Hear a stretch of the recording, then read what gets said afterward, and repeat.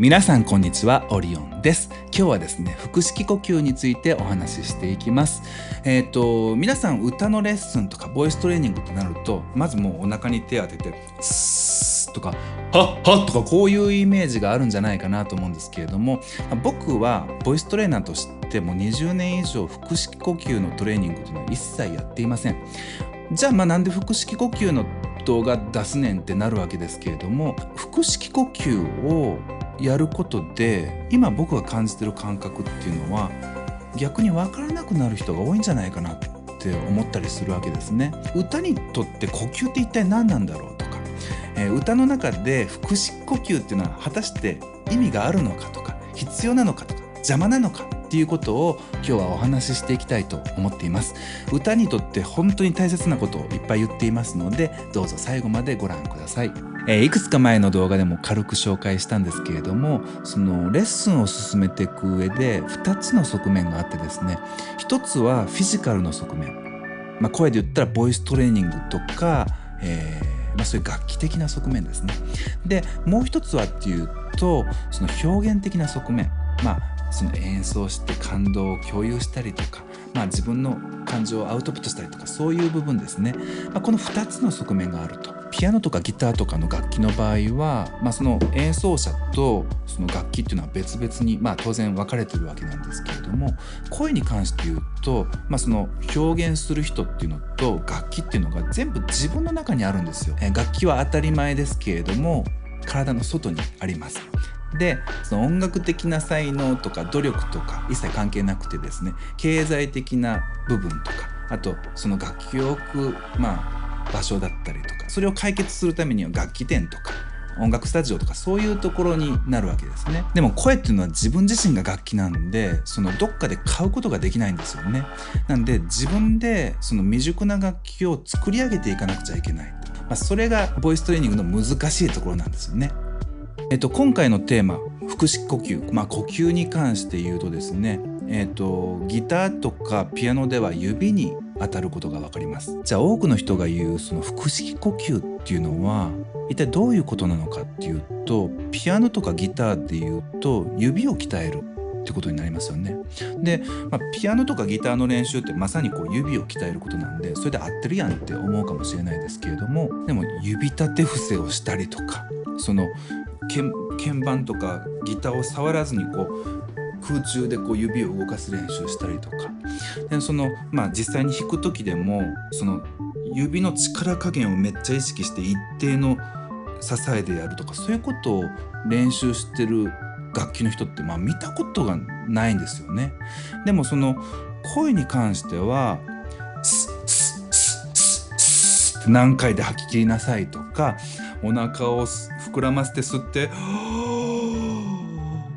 止めてみたいな、その広がりをキープして声出すはーみたいな感じのこととか、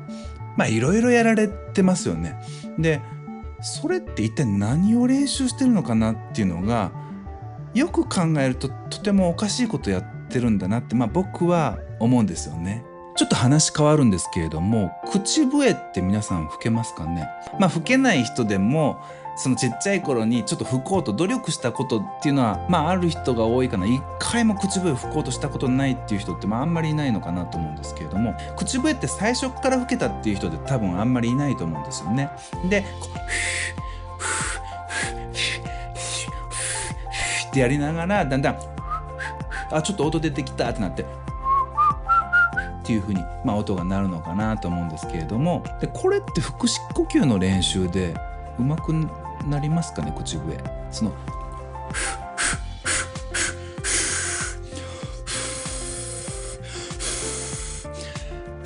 ならないと思うんですよ。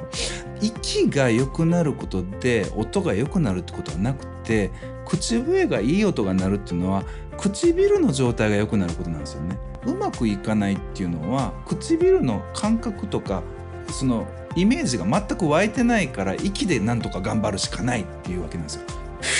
っていうのは唇ができてない状態なんですね。この時にベストな息を吐こうが音は出ないわけですよ。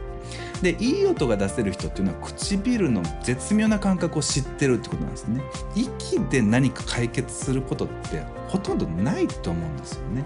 でやっぱりそれが声でも同じことで、その腹式呼吸によって声が良くなるなんてことも一切ありえなくて、その腹式呼吸を練習することでなんか新しい刺激が来て、で大きい声こうやって出すんだとか、そういう感覚が身につくだけであって、息が良くなったわけではないですね。声帯がそういう息に対してこういう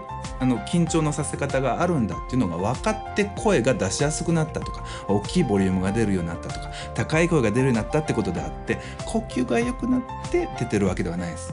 つまり腹式呼吸っていうのは呼吸のトレーニングじゃないっていうことなんですよね。何かって言ったら、その声を出すための声帯だったり喉だったり舌だったり、なんかそう舌はちゃうけど、そういう楽器的な部分をトレーニングするためにやってるっていうことなんですよ。ピアノがすごいグラングラン動くのがあったら、ドレミっていうのがドレミファソってこうすごいあちこち自信があって動いてるみたいになったら、要は弾けないわけじゃないですか。楽器が安定してずっと同じ状態であるからこそ、ドレミファソラミドとか簡単に弾けるわけですよね。だからここが安定してこういう出し方だって分かるから音程が安定するわけなんですよ。息が安定したってこっちが不安定だったら声って全然ボロボロなんで、だからその楽器を鍛えていくこと、楽器が音を出すことに慣れていって、より出しやすい状態になっていくことっていうのが、その声を鍛え上げていくことであって、腹式呼吸っていうのがたまたまその刺激になってて、音程が取れるようになったとか、大きい声が出せるようになったっていうことはあると思うんですけれども、それは呼吸が良くなったのではなくて、楽器が成長したっていうことなんですね。だから僕たちは楽器を完成させなくちゃいけないってことなんですよ。いい楽器っていうのはもう簡単に音が鳴るわけですよね。だから全然力を強く入れる必要がないわけですよ。でそれを指の力をってずっと思ってやってると、これはピアノがいいピアノ絶対弾けないですよね。だからどんどんその声っていう楽器の部分を強く鍛えていくっていうことがやるべきことであって、呼吸のトレーニングをすべきではないんです。じゃあなんでこの腹式呼吸っていうのがこれほどまでに必要ってみんなが思ってるのかって言ったら、これは僕の考えなんですけれども、頑張らないといい声が出ないって思ってるからだと思ってます。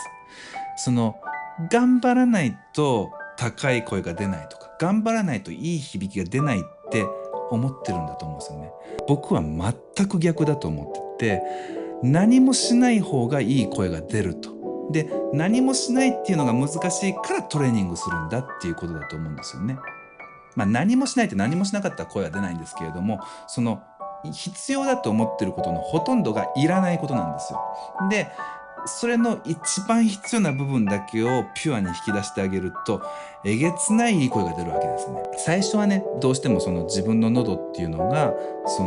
未発達な状態なんで、自分からちゃんと声帯がしっかり動くなんてことはやっぱりよっぽどの人じゃないとないんですよね。だから最初は息の刺激を利用してしっかり動かしていったりするわけですけれども、息を使うことで声を出す、声をコントロールしたり安定させたりするっていう風に思っちゃうと、もう歌の感動からどんどん離れていって、表現からどんどん離れていって、大声コンテストだったりとか正しい声を出す練習になったりしちゃって、自分の感動っていうのからどんどん離れていっちゃうんですよね。呼吸っていうのはこれはもういろんな動画で言ってますけど、やっぱ感情を伝えるための、ツールっていうかで、それが声に変換されて、自分の感情っていうのがアウトプットされていくわけなんで、呼吸を声を出すためだけの労働として使わないで、表現の一番源流としてですね、考えてもらえたらなって思っています。今回は以上になります。いかがだったでしょうか。腹式呼吸の話題になると結構僕は熱くなっちゃって、もうそうじゃないんだみたいな話をするんですけれども、腹式呼吸って思ってやっって声が出しやすくなったっていう人はもうそれで全然いいと思うし、歌が楽しいってなる人はもうそれで全然構わないと思うんですよね。で僕の考え方の方が正しいから僕のように思ってくださいとは全く思わないですし、うまくいく人はそれでいいんですけど、やっぱりいかずに苦しんでる人とかいっぱいいて、でも腹式ができないから自分はダメなんだとか、ちゃんと腹式ができるようにならなきゃみたいな追い込み方を自分でしちゃう人って結構いたりするわけなんですよ。で、それはすごく不幸なことだと思うし、腹式呼吸っていうのがあまりにも世の中で常識になりすぎてて、もう疑う気持ちを持つ人が少なすぎるんですよね。でもっともっと何が本当なのかなってことを自分の、頭で考えたり自分の心で感じたりってことを大切にしてほしいと思ってます。だから呼吸っていうのは本当表現をするために使ってあげてほしいなって。で最初はねどうしても声帯が思うように動かないわけなんで、言ったって自分の呼吸が表現としてそんなに綺麗にいくかって言ったらね、ピアノで全然指動かないっていう人が思い通りの音出せるってそんななかなかできないから、やっぱある程度できるようになる必要はあると思うんですけれども、呼吸っていうのを声を出すための奴隷みたいにしないでですね、自分の熱い感情っていうのを乗せていく重要なパートナーというか、そういう形で息を大切にしていってほしいなって思っています。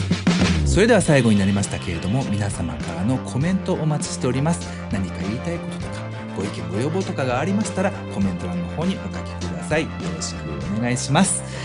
それとチャンネル登録とグッドボタン、こちらの方もどうぞよろしくお願いします。それではワンランク上の歌を目指すオリオン歌の学校主催のオリオンでした。